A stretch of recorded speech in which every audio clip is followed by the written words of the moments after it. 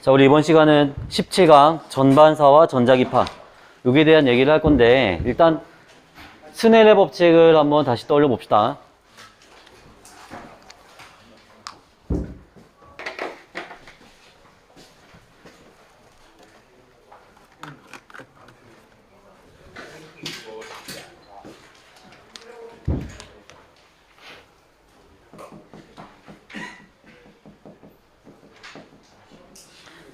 자, 스넬의 법칙식이 어떻게 되지? N1분의 N2는 사인 세타 2분의 사인 세타 1. 뭐 V도 있고 감마도 람다도 있는데 그건 생략을 하고, 자, 이게 뭘 의미하냐면 그 굴절률이 다른 두 개의 매질에 세타 1이라는 각도로 빛을 입사를 시키면 얘는 세타 2라는 각도로 굴절돼서 나간다는 얘기죠. 만약에 세타 1을 더 증가시켰어. 세타 1을 증가시키면은 뭐 이러한 각도로 입사시켰다 합시다. 그러면 세타 2는 어떻게 돼? 같이 커지게 돼요. 왜냐? N1, N2 얘는 매질의 특성에 따라 결정되는 값이기 때문에 이 빛을 어떠한 각도로 입사를 시키든 이 물질들의 특성은 변해 안 변해? 안 변해요. 안 변해. 안 변한다는 얘기는 이 값이 고정이라는 거야. 고정이니까 세타 1이 증가하면 사인 세타 1 자체도 증가하지. 그래서 사인 세타 2 값도 증가해야 되므로 세타 2도 증가한다. 뭐 이런 얘기가 되는데, 이거를 화면을 통해서 한번 봅시다.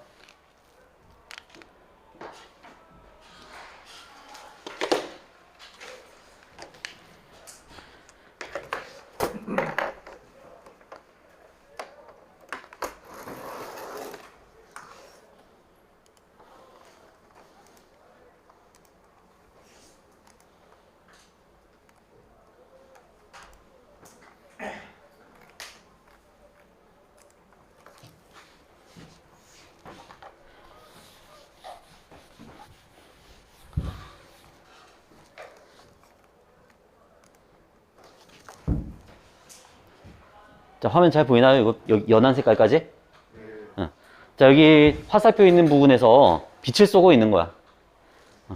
빛을 이렇게 직선으로 쏘아주면 더 알아보기 쉬운데, 지금 찾아보니까 그런 플래시는 없고, 요 면으로 이제 생각을 합시다. 빛을 쏘아주었더니, 지금 얘는 20도씨의 물로 설정을 했는데, 물 속에 들어가면서 빛이 꺾여 들어가는 그런 모습을 볼 수 있어요.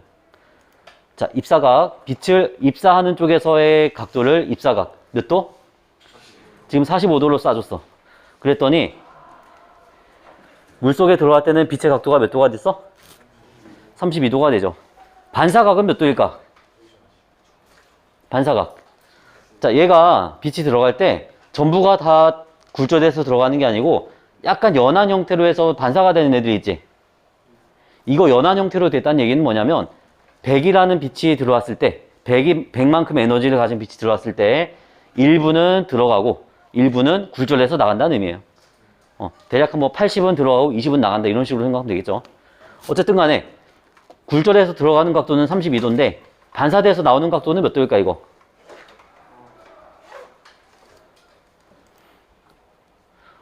너네 초등학교 때 이런 거 안 배웠어? 입사각과 반사각은 항상 같다. 안 배웠어? 아, 진짜? 반사각 45도죠. 입사각하고 반사각은 항상 같습니다. 만약에 여기서 입사각을 더 크게 하면은, 얘를 더 크게 하면은 굴절각은 어떻게 돼? 커지죠. 굴절각, 다시 말이 꼬였어. 굴절각은 어떻게 돼? 커지고, 여기 반사각은 같이 커지겠죠. 이렇게 입사각을 늘리면은 굴절각도 커지고 반사각은 항상 입사각과 똑같이. 얘를 더 크게 하면은 당연히 뭐 굴절각 커지고 반사각은 항상 얘랑 같고, 이러한 결과가 초래가 되는데, 자, 이번엔 반대로 합시다. 물속에서 공기 중으로 빛을 쐈어. 자, 물속에서 공기 중으로 빛을 쏘면은 30도로 쐈더니 굴절돼서 나가는 각도가 몇 도? 42도. 그리고 얘가 지금 잘 안 보이는데 엄청 연하게 이쪽으로 반사되는 빛도 있습니다. 이 반사각은 몇 도? 30도. 자, 여기서 물속에서의 입사각을 더 크게 하면은 굴절각은 어떻게 될까? 당연히 더 커지겠죠. 이렇게. 자, 이렇게 돼가지고 점점 커지게 되는데, 만약에 얘가 어떤 특정한 각도로 쐈더니 얘가 거의 수면과 나란하게 나간다면 빛을, 펜이 왜 이래.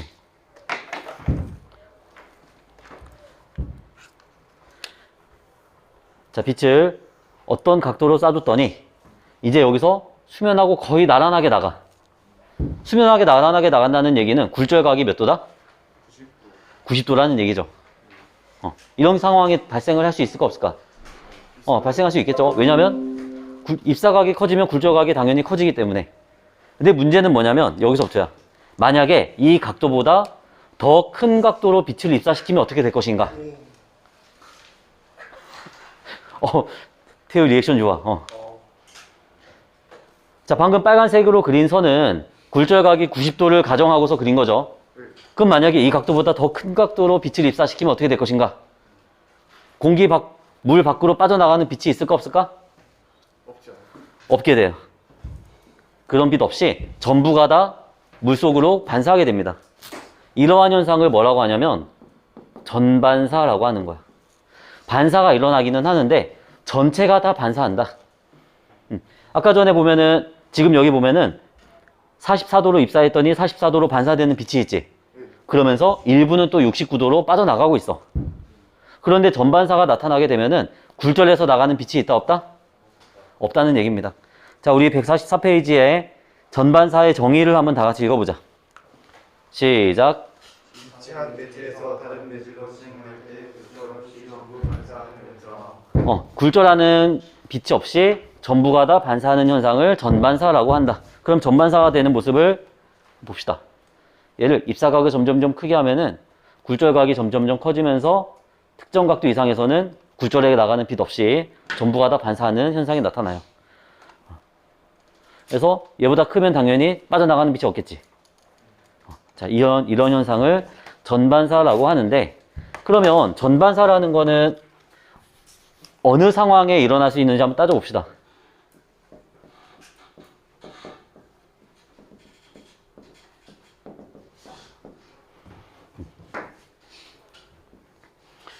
우리가 이 책에서는 공기하고 물, 뭐 두 가지로 나타냈는데, 편의상 N1, N2 일반적으로 합시다. N1, N2고 N2가 N1보다 큰 상황이에요. 그래서 2번 매질에서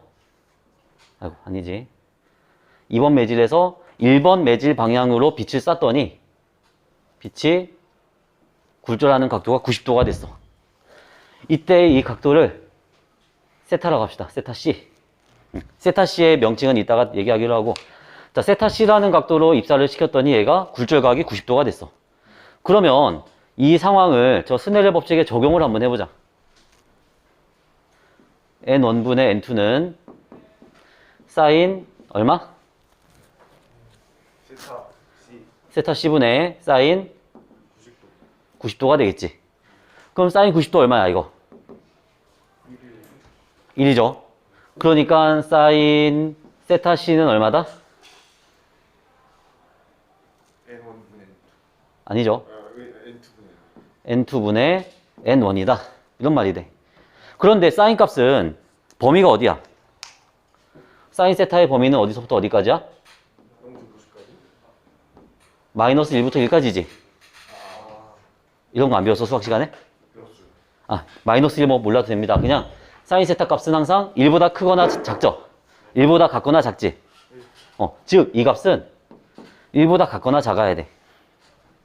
맞나요? 자, N2분의 N1. 아까 따지고 보면은 N2가 굴절률이 더 크다 그랬어. 그러면은 전반사가 일어날 조건은 뭐냐면, 첫 번째 조건, 전반사의 첫 번째 조건은 굴절률이 큰 매질에서 작은 매질로 빛이 가야 돼? 작은 매질에서 큰 매질로 가야 돼?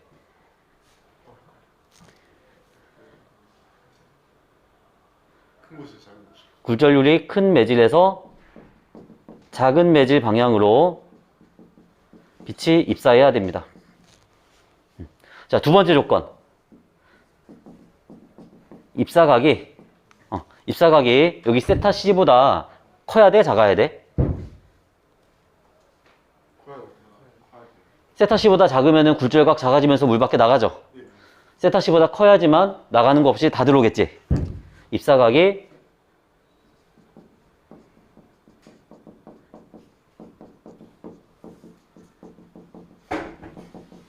임계각보다 커야 됩니다. 참고로 임계각이란 뭐냐면 세타 C 굴절각이 90도일 때의 입사각을 임계각이라 그래요. 자, 우리 책에 어디를 보냐면 전반사가 일어나는 조건 동그라미 1번, 2번 두 개로 돼 있죠. 첫 번째 조건 한번 같이 읽어봅시다. 시작. 빛이 굴절률이 큰 매질에서 굴절률이 작은 매질로 진행한다. 굴절률이 큰 데서 작은 데를 방향으로 빛이 진행을 해야 되고 두 번째 조건 입사각이 임계각보다 크다. 입사각이 임계각보다 커야 한다. 이 두 가지 조건을 만족을 하면은 빛은 굴절에서 빠져나가는 빛 없이 전부가 다 그대로 반사가 되는 전반사 현상이 나타나게 됩니다. 자, 그러면 전반사가 잘 일어나게 하려면 생각해보자. 전반사가 잘 일어나게 하려면 임계각이 클수록 좋을까? 작을수록 좋을까? 적어요. 작을수록 좋아요? 헷갈릴 텐데. 잘 생각해봐.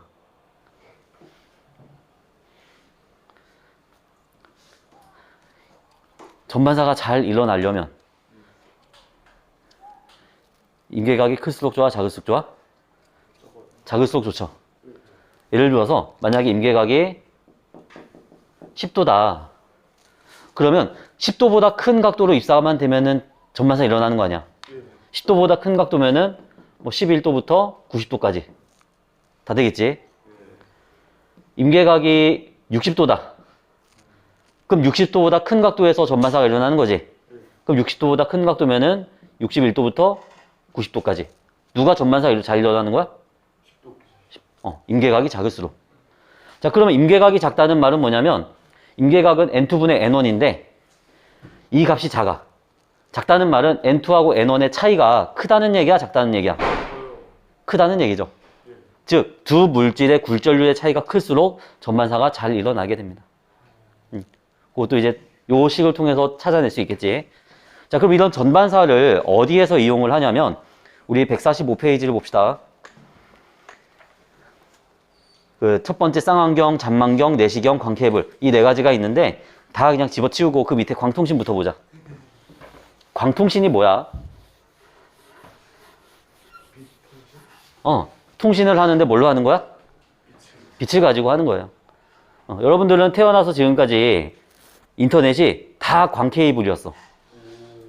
근데 선생님 어렸을 때는 광케이블이 아니라 그냥 일반 구리선이었습니다. 전기 신호를 가지고 통신을 했거든. 자, 전기 신호는 단점이 있어. 뭐냐면 에너지 손실이 많이 돼요. 전기줄에 전기가 흐르면 뭐가 발생해? 저항 때문에 뭐가 발생해? 뭐가 발생해? 뭐라고? 그렇지, 열이 발생하지. 전기 에너지가 열 에너지로 손실된다는 얘기야. 그런데 광통신을 하게 되면은 전반사 현상을 이용하기 때문에 얘 밖으로 빠져나가는 빛이 있어, 없어? 없어요. 없어. 그러니까 에너지가 손실되지 않고 거의 다 전달이 됩니다. 그러한 장점이 있고, 두 번째 장점. 전기통신은 전류를 흘려보내가지고 통신을 하는 건데, 전기는 전선 하나 가지고서 양방향으로 보낼 수 있나요? 동시에 전류가 이렇게 흐르고 이렇게도 흐를 수 있나? 흐를 수 없지, 그거는. 근데 광통신은 가능합니다. 빛은 중간에 만나더라도 얘가 막 없어지거나 새로 막 변하거나 그러지 않고 그대로 지나가 버려. 그래서 쌍방향 통신이 가능하기 때문에 업로드하고 다운로드하는 속도가 굉장히 빠르게 되는 거죠. 옛날에 선생님 인터넷 할 때는 뭐 게임 하나 다운받으려면 엄청 오래 걸렸어요. 영화 한 편 다운받는데 영화 보는 시간보다 더 오래 걸렸어요. 근데 요즘은 영화 한 편 다운받는데 얼마나 걸려? 뭐 한 2, 3분이면 되지, 그치? 너네 영화 잘 안 보지, 요즘에? 요즘 젊은 학생들의 특징이 영상이 긴 걸 못 본대. 20분 이상 넘어가는 영상이면은 집중을 못 한대잖아. 맨날 그 유튜브 쇼츠 이런 거 보고 짤막짤막한 거 요약된 것만 보고 그러다 보니까 집중력이 낮아져가지고 영화를 잘 못 본대. 그래서 아무튼 자, 광통신이라는 건 빛을 가지고 통신을 하는 건데, 광통신의 주요 뭐라 그래야 되지? 가장 중요한 그 부품인 광 케이블이 있습니다. 자, 광 케이블은 어떤 구조로 되어 있냐면, 다른 건 다 빼고 그냥 두 가지 구조만 하면 돼요. 중심에 코어라는 구조가 있고, 이 코어의 주변을 클레딩이 감싸고 있는 구조입니다. 김밥 싸듯이 코어를 클레딩이 감싼 구조. 그래서 얘를 뚝 잘라보면은 클레딩이 양쪽으로 이렇게 있는 것처럼 보이겠죠? 샌드위치처럼. 자, 요 안에다가 레이저 빛을 쏴가지고 이렇게 빛을 쏴줘. 그럼 여기 클레딩과 코어는 물질이 다르기 때문에 매질이 다른 경계면을 만나면 파동은 굴절하거나 반사합니다. 굴절해서 나가는 빛이 있고 반사돼서 들어오는 빛이 있는데, 만약에 얘가 입사되는 요 각도가 임계각보다 크다면 빠져나가는 빛이 있다 없다? 없어요. 없다. 다 반사되는 거야. 그래서 이 안에서 전반사 하면서 빛을 가지고 통신하는 걸 뭐라고 하냐면 광통신이라고 불러요. 광통신. 자, 광통신 우리 책에 그림이 나와 있죠. 코어와 클레딩. 1차 코팅, 완충층, 2차 코팅 이런 거는 중요하지 않습니다. 코어랑 클레딩이 중요한 거야. 자, 코어하고 클레딩 중에서 굴절률이 더 큰 물질은 누구일까? 코어가 굴절률이 더 크죠. 왜냐? 전반사가 일어나기 위한 첫 번째 조건이 뭐였어? 굴절률이 큰 매질에서 작은 매질 방향으로 빛이 가야 되지. 그래서 굴절률이 큰 코어에서 굴절률이 작은 클레딩 방향으로 빛이 들어가야지만 일단 전반사가 일어날 가능성이 있는 거야. 그리고 두 번째는 이 각도가 임계각보다 커야 된다. 요 두 조건만 만족하면은 빛을 가지고 통신할 수 있는 그러한 원리가 완성이 되는 거죠. 자, 광통신의 장단점만 살펴보고 이제 전자기파 넘어갑시다. 장점 뭐 있어? 첫 번째. 빠르대요. 전송 속도가 빠르다는 장점. 두 번째. 자, 다시 두 번째 다 같이 시작. 정정량의 정보를 먼 거리까지 전송할 수 있다. 먼 거리까지 전송할 수 있는 이유는 뭐냐면 중간에 빠져나가는 에너지가 없기 때문에. 자, 세 번째 시작. 외부 전파에 의한 간섭을 받지 않아 도청이 없으며 도청이 어렵다. 도청이 어렵다는 장점이 있어요. 옛날에 전기통신 가지고서 할 때는 도청하기가 되게 쉬워. 그냥 중간에 피복 벗겨가지고 전선 하나 꼬아가지고 연결하면 도청이 됩니다, 이거는. 근데 얘는 잘라지는 순간 전반사가 다 망가져버려. 전반사가 안 일어날 때부터 공기층하고 마주치기 때문에. 그래서 도청이 어렵다는 장점이 있고, 단점 첫 번째. 공소부가 끊어졌을 때 복구가 어렵다. 이거 끊어지면 복구 못해요. 끊어지면 그 구간 전체를 통째로 갈아야 돼. 전기줄 끊어지면 어떻게 해? 큰일 나요. 큰일 나? 그냥 연결하면 되지, 그치? 연결해서 테이프 가면 되잖아. 근데 얘는 불가능하다는 거. 두 번째 단점. 공소유 연결 부위에 작은 불순물이 끼거나 틈이 생기면 통신이 불가능하다. 불순물이 끼거나 틈이 생기면은 전반사가 잘 안 일어나기 때문에 광통신이 어려워지는 거죠. 세 번째. 전기유선을 사용한 통신 방법에 비해 설치와 관리 비용이 많이 든다. 돈이 많이 든다는 단점이 있습니다. 전송 속도 빠르고 도청 어렵고 이런 장점이 있지만 단점으로는 복구가 어렵고 돈이 많이 든다는 거. 자, 그 다음에 이번 시험 범위의 마지막 주제인 전자기파.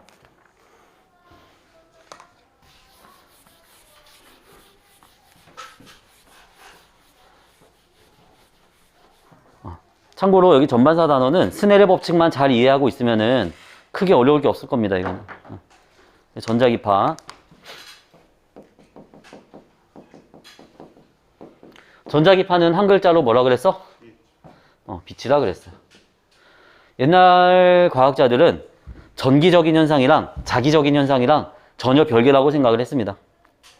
전기적인 현상은 뭐냐면 정전기 얘기하는 거야. 전기, 건전지 이런 것들. 자기적인 현상이라는 거는 자석이랑 관련된 거예요. 여러분들 보기에는 전기적인 거랑 자기적인 거랑 연관이 있어 보여, 없어 보여? 있어 보여요. 이제 있어 보여야 되죠. 앙페르 법칙도 배웠고 그 패러데이 법칙도 배웠잖아. 근데 옛날에는 몰랐단 말이야, 그걸. 몰랐을 때는 전기하고 자기는 전혀 별개라고 생각을 했는데 얘네 두 개가 뭔가 연관이 있다라는 거를 누가 찾아내냐면 맥스웰이라는 사람이 찾아내요. 맥스웰이 어떤 사람이냐면 우리 그 역학단원에서 제일 유명한 사람이 누구였어? 뉴턴이지. 전자기학에서 제일 최고봉이 맥스웰이라는 사람입니다. 그 사람이 전기하고 자기는 별개가 아니라 굉장히 연관성이 있다는 걸 찾아냈고, 그 사람이 전자기파라고 부르던 그것들이 알고 보니 빛이었다라는 거를 찾아낸 거죠. 그럼 이게 전자기파라는 게 도대체 뭐냐면, 빛은 파동이라 그랬잖아. 자, 파동이라는 건 에너지가 전달되는 현상인데 무언가가 진동을 하면서 에너지가 전달이 되는 거야. 그래서 빛은 누가 진동을 하냐면 전기장과 자기장이 진동을 하면서 전달이 돼요. 좀 어려운 얘기지, 그치? 그 그림도 그리기 되게 까다로운데, 만약에 빛이 오른쪽 방향으로 진행하는 빛이 있다고 합시다. 그러면은 이 빛은 전기장과 자기장으로 구성이 되어 있고, 이 전기장과 자기장이 어떤 식으로 진동을 하냐면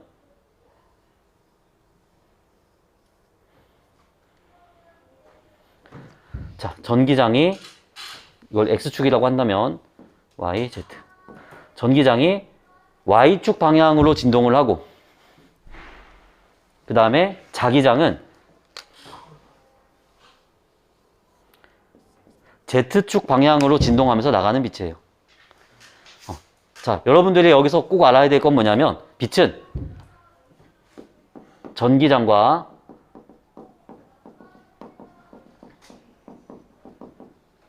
자기장의 진동으로 형성이 되어 있다라는 거하고, 두 번째 알아야 될 건 뭐냐면, 전기장의 진동 방향과 자기장의 진동 방향과 진행 방향, 이 세 가지가 전부 다 수직하다는 것만 알고 있으면 돼. 자, 우리 여러분들 책에 있는 그림 똑같지, 그치? 책에 있는 그림 보면서 해도 되고, 여기 보면서 해도 되는데, 지금 전자기파가 나가는 방향이 어디야? 오른쪽. X축 방향이야. 전기장이 진동하는 방향은 어디야? Y축 방향이야. 자기장이 진동하는 방향은? Z축. 이런 식으로 전기장과 자기장과 진행하는 방향이 전부 다 수직한 방향으로 이루어져 있다는 것만 알아두면 돼요. 이 전자기파의 모양에 너무 현혹될 필요는 없습니다. 그리고 이 전자기파의 특징은 뭐냐면, 얘는 매질이 필요 없는 파동이에요. 과거 사람들이 전자기파의 매질을 찾기 위해서 엄청나게 노력을 했었어. 그 노력했던 과학자 혹시 누군지 기억나니?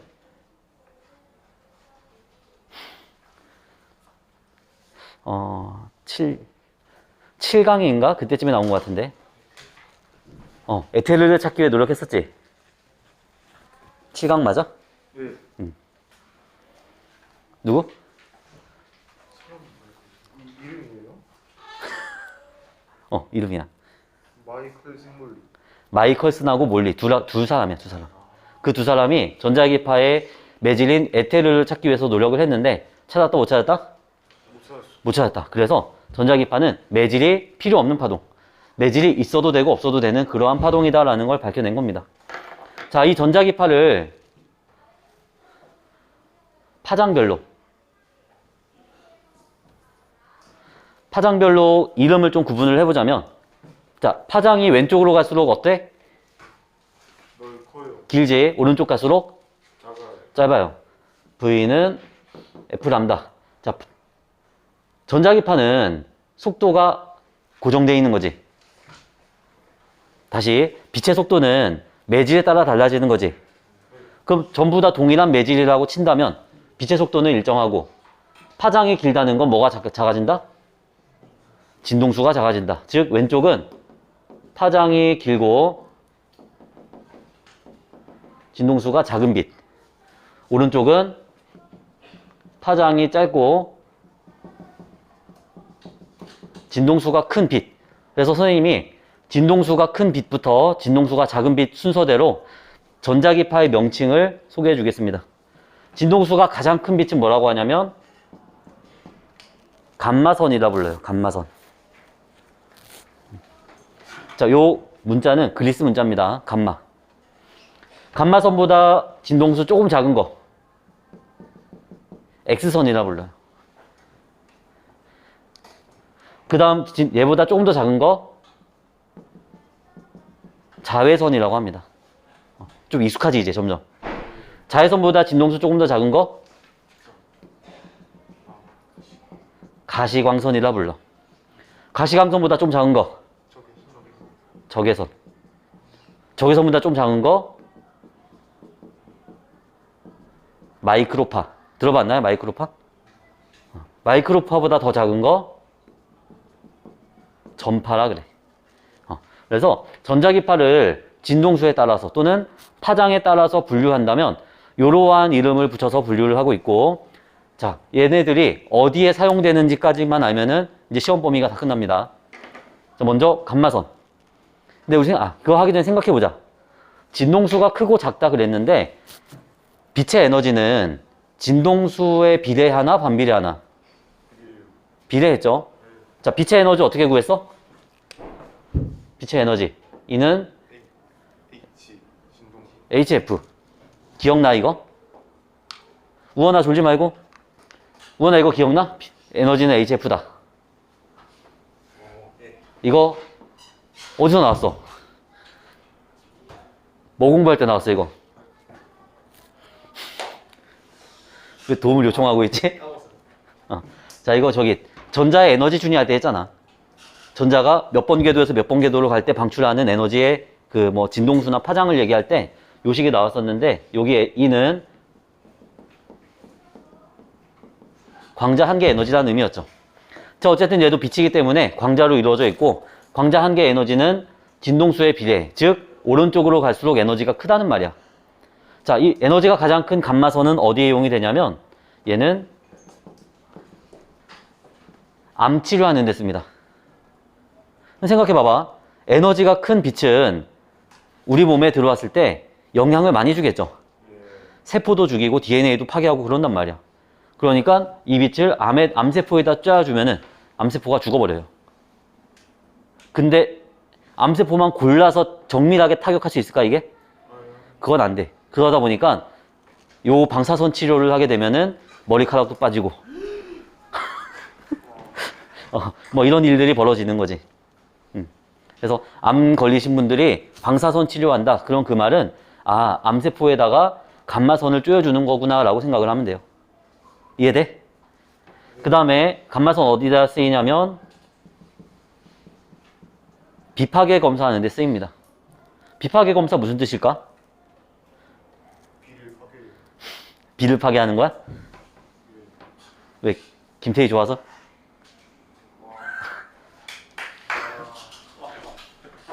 비파괴 검사가 무슨 뜻일까? 파괴하지 않고 검사하는 거지. 예를 들면 여기 우리 학교 건물이 몇 년 됐는지 나도 잘 모르지만 만약에 한 30년 됐다고 치자. 그럼 이 내부에 균열이 있는지 검사할 수 있는 방법이 있나요? 직접 깨보는 수밖에 없잖아, 사실은. 근데 감마선 가지고는 할 수 있어. 왜냐면 에너지가 큰 애들은 투과력이 굉장히 강해. 투과력이 강하니까 이런 벽들도 그냥 투과해서 지나갑니다. 그래서 여기서 감마선은 쬐어주고 반대편에서 감마선 도달하는 모습을 보면은 이 내부에 어떠한 균열이 있는지 이런 걸 검사할 수가 있어요. 비파괴 검사. 자, 다음 X선. X선은 어디서 들어봤어? 그렇지, 엑스레이. 병원에서 사용하는 엑스레이가 X선이야. 레이가 선이라는 뜻이야. 레이. 광선. X선 누가 발견했지? 우원이가? X선은 렌트겐이라는 과학자가 발견을 합니다. 그래서 왜 X선이라는 이름이 붙었냐면 무언가를 하고서 손을 딱 갖다 댔는데 뼈가 보이는 거야. 투가 돼가지고. 근데 이게 정체가 뭔지 몰라. 수학에서 모르는 숫자 뭐라고다? X하고 그렇지. 정체가 뭔지 몰라서 X선이라 놨어요. 그래서 X선이 된 거고, 얘는 병원에서 우리 몸에 뼈 사진을 찍을 때 씁니다. 자, 얘가 뼈 사진을 찍을 수 있는 이유는 뭐냐면 아까 전에 에너지가 클수록 투과력이 강하다 그랬지. 얘도 에너지가 되게 커. 크다 보니까 우리의 피부나 세포나 이런 것들 투과합니다. 하지만 뼈는 통과하지 못해요. 그러니까 뼈 사진이 찍히는 거지. 엑스레이 그리고 CT. 병원에 가면 CT 찍는다 그러지.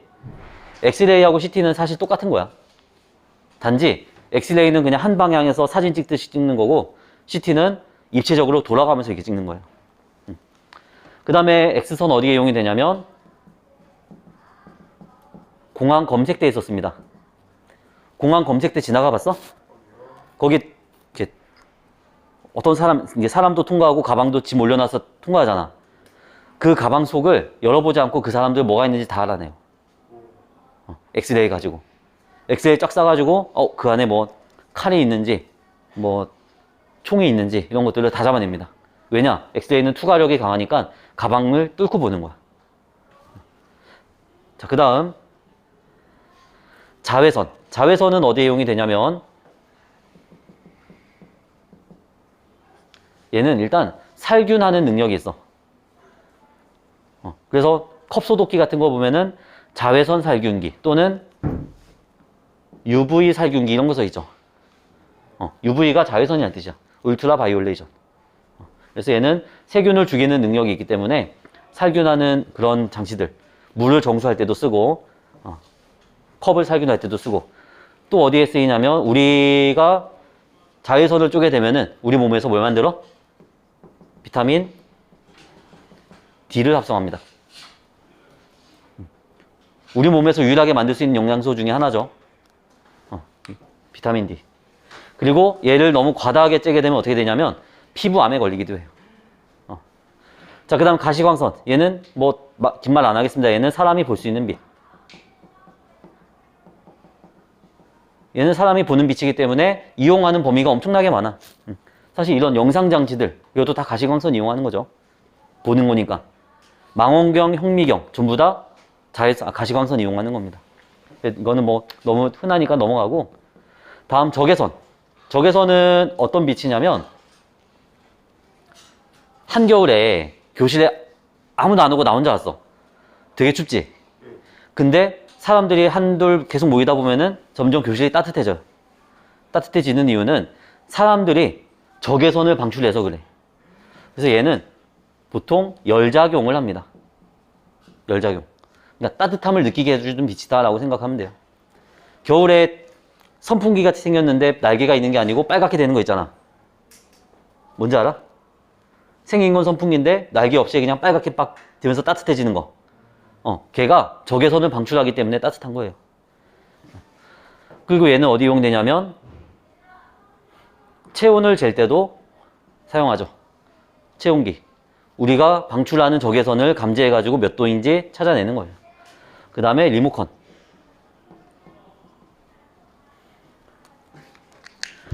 자, 리모컨에 보면 대부분 여기 앞에 뭔가 달려있어. 여기서 버튼을 누르면 적외선이 나옵니다. 알고 있어요, 이거? 여기서 적외선 나오는 거 본 적 있어? 아니요. 본 적 없어요? 자, 적외선은 사람 눈에 보여, 안 보여? 안 보이지? 근데 카메라는 보여요. 오. 보이나? 근데 눈으로는 안 보이죠? 카메라로 보면 보입니다. 근데 이제 이런 거 하면은 집에 리모컨이 안 된다 그러면 건전지 갈았는데도 안 돼. 그럼 이게 리모컨이 망가진 건지 TV가 망가진 건지 검사할 수 있겠죠. 찍어보고서 불 나오는데 안 되면 TV가 망가진 거고, 불이 안 나오면 리모컨이 망가진 거고. 자, 다음 마이크로파. 얘는 어디에 이용이 되냐면 전자레인지에 이용이 돼요. 근데 좀 이상하지. 전자레인지에 음식 넣으면 엄청 뜨거워지잖아. 근데 지금 오른쪽으로 갈수록 에너지가 크고 왼쪽은 에너지 작다 그랬죠. 에너지 작은 애 가지고 물을 그렇게 뜨겁게 할 수 있을까? 음식을? 좀 이상하지, 그치? 근데 얘는 이 에너지 때문이 아니고 특정 진동수 때문에 나타나는 현상입니다. 나중에 뒷단원에 가면은 공명이라는 현상이 있는데 그때 내가 얘기해 줄게요. 어쨌든 마이크로파는 전자레인지에 이용이 되는 거다 라는 거. 자, 마지막 전파. 전파는 어디에 이용이 되냐면 TV, 라디오, 휴대폰, 레이더 뭐 이런 것들에 이용되는 게 전파입니다. 이 중에서 모르는 거 다 알아 뭔지? 레이더 먼저 알아 너네? 레이더 뭐야? 레이더. 전쟁 영화 보면 시커먼 화면에 이 막대기 막 빙빙 돌아가면서 적기가 나타나면 여기 점 찍히고 그러지. 그게 레이더야. 그래서 이따만한 안테나에서 전파를 쏴가지고 반사돼서 오는 모양을 가지고서 비행기가 있는지 뭐 잠수함이 있는지 이런 거 찾아냅니다. 그래서 전자기파에서는 에너지의 크기에 따라서 어떠한 순서대로 되어 있는지 그리고 걔네들이 어디에 이용이 되는지 이 부분만 알고 있으면 돼요. 선생님이 외우는 거 되게 싫어하는데 잠깐만 외우는 거 되게 싫어하는데 이걸 내가 썼다는 거는 외운 게 아니고 이해했다는 거거든. 그럼 이거 쉽게 이해할 수 있는 방법 하나 알려줄게. 가시광선에서 출발하면 돼. 가시광선. 자, 가시광선은 사람 눈에 보이는 빛이죠. 사람 눈에 보이니까 무지개 빛이라 생각하면 됩니다. 무지개는 무슨 색에서 무슨 색? 빨주, 노초, 파남보. 여기까지가 가시광선이고 빨간색 바깥의 영역은 뭐라 불러? 적외선이라 부르는 거야. 붉을 적자를 써서 빨간색의 바깥 영역이다. 그 다음에 보라색 바깥 영역은 자외선. 보라색이 자색이라 그러지. 그래서 보라색의 바깥 영역이다. 이렇게 해서 출발해가지고 요 순서대로 외워주면 되겠습니다. 뒤에 문제를 풀 때 앞에 내용 잘 기억 안 나면 이렇게 보면서 다음 시간에 풀어오세요. 다음 시간 언제야? 다음 주니까 시간 많지, 그치? 시간 많으니까 넉넉히 있다가 화요일 돼가지고 또 혼날 거지, 안 풀어왔다고. 풀어오세요. 여기까지.